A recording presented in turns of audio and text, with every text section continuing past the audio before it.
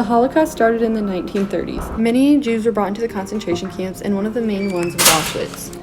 One of the prisoners, Dr. Gisella Perl, born on December 10, 1907, in Sighetu Marmaris, Romania, a city that was part of Hungary before World War I and World War II. At 16 years old, she was the only woman and Jew to graduate from her secondary school class. Gisella and her family was forced into a ghetto before being transported to Auschwitz in March 1944. Gisella and her family were transported to Auschwitz in cattle cars, but the 8-day trip was excruciating because they were tightly packed and barely had any food or water. Once they arrived, her family was separated in 2 lines and 3,000 people were subjected to forced labor, and about 7,000 to 9,000 people were killed in gas chambers. Immediately, she became an inmate of the BAI, which means Women Camp of Birkenau, also known as Auschwitz II. She was relieved because she got to work as the inmate's gynecologist as her forced labor.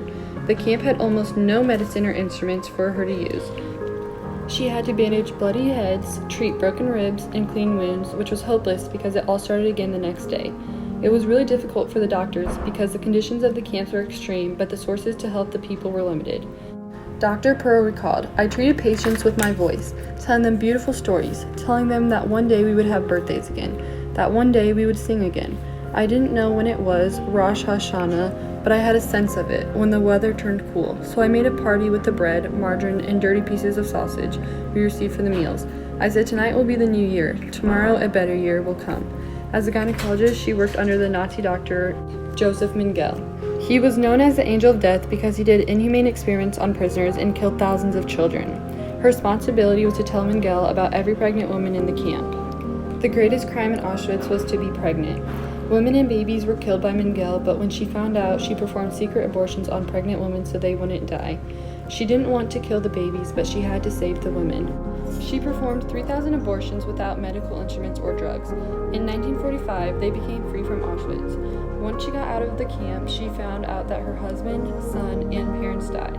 Because all her loved ones died, she tried to commit suicide.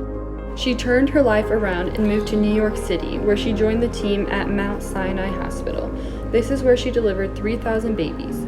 Finally, she retired at 73. She died on December 16, 1988, at age 88. Gisella Perl was a brave woman who risked her life for the sake of others. She broke barriers because she risked her life during a hard time.